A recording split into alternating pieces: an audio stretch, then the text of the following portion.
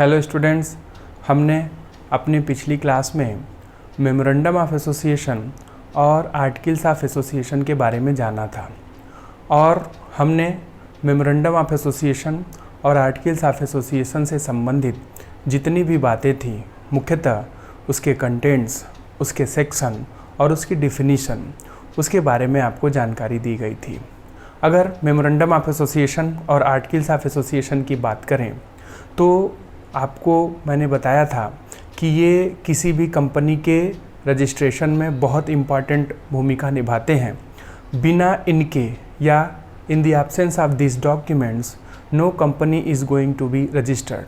कोई भी कंपनी पंजीकृत नहीं हो सकती या उसका रजिस्ट्रेशन नहीं हो सकता, या हम ये भी कह सकते हैं कि कंपनियों का फॉर्मेशन नहीं हो सकता।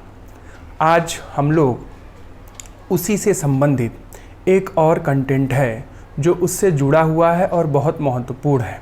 अगर हम मेमोरेंडम और आर्टिकल्स का नाम लेते हैं तो कंटेंट्स और उसके बाद जो सबसे इम्पॉर्टेंट एलिमेंट आता है कि मेमोरेंडम और आर्टिकल्स का निर्माण किस तरीके से किया जाए, क्या किसी भी तरीके से बना दिया जाए। उसके लिए कंपनीज एक्ट में मॉडल या फॉर्म बनाए गए हैं।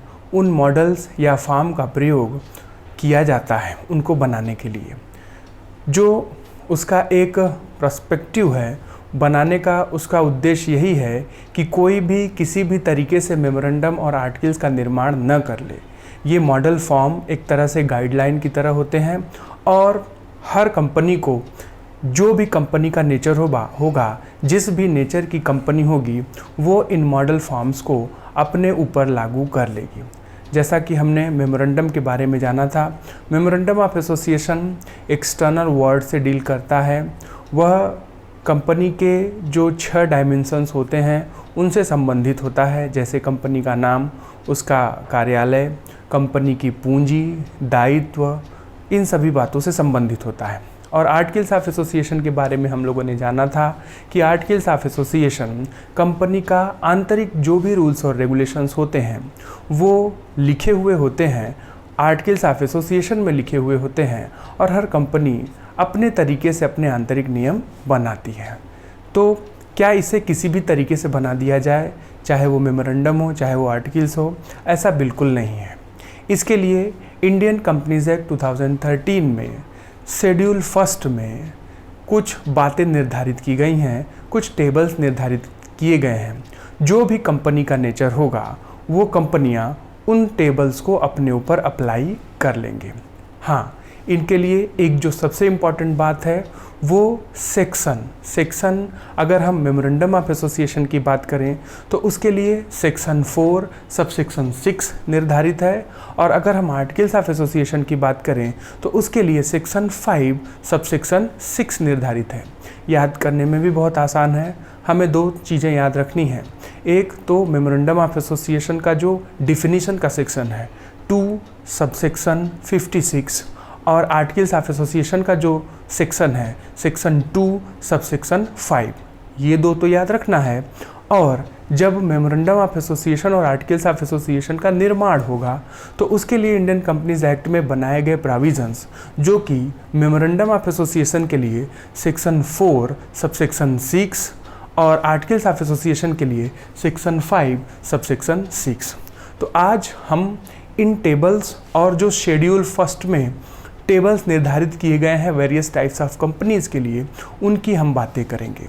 क्योंकि बहुत जगहों पर ये पूछा जाता है कि शेड्यूल फर्स्ट के अंतर्गत जो टेबल निर्धारित किए गए हैं किन तरह की कंपनियों के लिए बनाए गए हैं, तो ये हमारे लिए बहुत इंपॉर्टेंट एस्पेक्ट हो जाता है।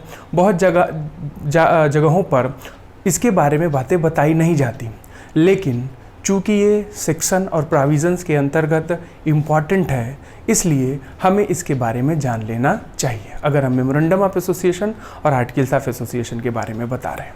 मेमोरेंडम और आर्टिकल्स में उसके अल्टरेशन, उसके परिवर्तन के संदर्भ में भी बातें हैं, लेकिन जो शेड्यूल फर्स्ट में चीज़ें दी गई हैं वो भी अपनी जगह पर इम्पॉर्टेंस रखती हैं। तो हम आज उसको जान लेते हैं, समझ लेते हैं। जैसा कि मैंने बताया, मेमोरेंडम के लिए सेक्शन 4 सबसेक्शन 6 और आर्टिकल्स के लिए सेक्शन 5 सबसेक्शन 6 निर्धारित हुआ है। टेबल ABCDE मतलब टेबल ABCDE ये निर्धारित है शेड्यूल फर्स्ट में मेमोरेंडम ऑफ एसोसिएशन के लिए। और जब हम आर्टिकल्स ऑफ एसोसिएशन की बात करेंगे तो वहाँ पर टेबल FGHIJ ये 5 फॉर्मेट्स मेमोरेंडम के लिए भी और आर्टिकल्स के लिए भी निर्धारित किए गए हैं।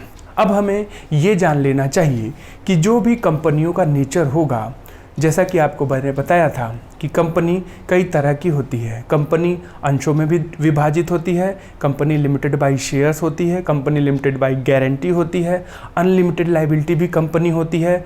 तो कंपनी का नेचर अलग अलग तरीके का होता है और मेमोरेंडम और आर्टिकल्स का फॉर्मेट भी उन कंपनियों के नेचर के अनुसार बनाया गया है। तो हमें यहाँ पर ये जान लेना है कि किस तरह की नेचर की कंपनी को कौन से टेबल को अप्लाई करना पड़ेगा, कौन से फॉर्म को अप्लाई करना पड़ेगा। तो यहाँ पर हम सबसे पहले मेमोरेंडम ऑफ एसोसिएशन की बात करेंगे। मेमोरेंडम ऑफ एसोसिएशन आपके सामने लिखा हुआ है सेक्शन 4 सबसेक्शन 6 के अंतर्गत शेड्यूल फर्स्ट में टेबल ABCD और E ये वेरियस टाइप्स ऑफ कंपनियों के लिए टेबल है। अब हम देख लेते हैं कौन से तरीके की कंपनी कौन सा फॉर्म अपनाएगी, कौन से फॉर्मेट को या मॉडल को अपनाएगी।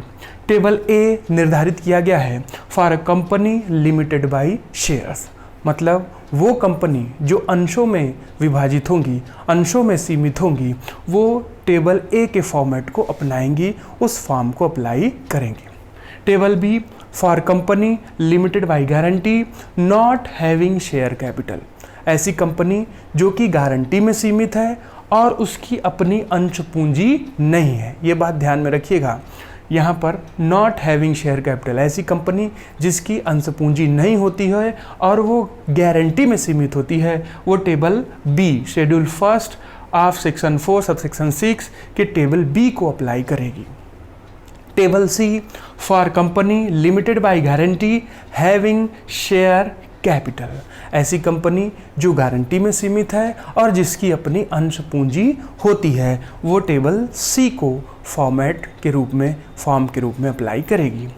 Table D unlimited company not having share capital, असीमित कंपनियां जिनकी अपनी अंश पूंजी नहीं होती हैं, वो टेबल D को अप्लाई करेंगे।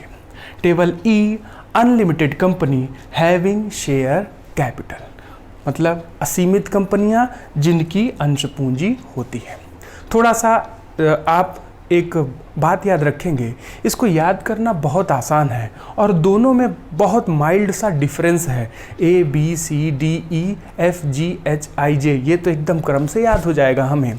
अब उन माइल्ड डिफरेंसेस को भी हमको जान लेना चाहिए और जानेंगे। तो ये मेमोरेंडम के फॉर्मेट रहे। अब देख लेते हैं हम लोग आर्टिकल्स ऑफ एसोसिएशन के कौन कौन से फॉर्मेट हैं। वहाँ पर भी section 5 subsection 6 of Indian companies act schedule first table FGHIJ, मतलब जहाँ से हमने छोड़ा था ABCDE, उसके बाद उसी कंटिन्यूएशन में FGHIJ।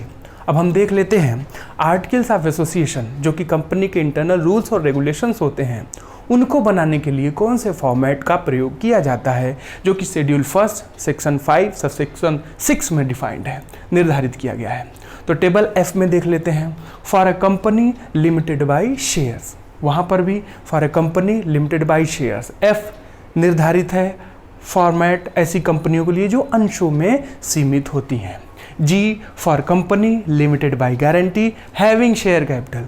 एक डिफरेंस देख लीजिए यहीं पे, जब हम मेमोरेंडम के फॉर्मेट को देख रहे थे तो बी में हमें मिला था for company limited by guarantee not having share capital, और जब हम जी में आते हैं आर्टिकल्स ऑफ एसोसिएशन के फॉर्मेट को देखते हैं तो हमें मिलता है for company limited by guarantee having share capital. तो मतलब यहाँ पर नॉट पहले नहीं है, यहाँ पर नॉट है, और ये एक माइल्ड सा डिफरेंस हो गया।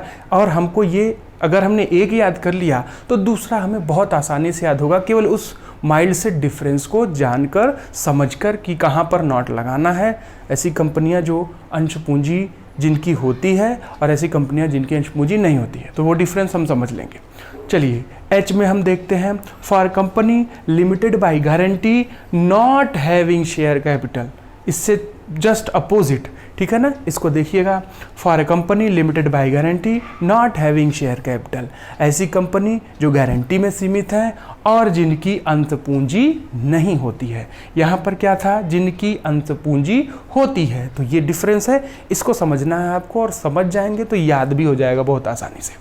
For an unlimited company having share capital, table I of Articles of Association schedule 1st, for an unlimited company having a share capital, ऐसी असीमित कंपनी जिसकी अंश पूंजी होती है वो टेबल I को अपनाएगी। और table J for an unlimited company not having share capital, और टेबल J बनाया गया है ऐसी कंपनियों के लिए जो कि असीमित होती हैं, जिनकी अंश पूंजी नहीं होती है।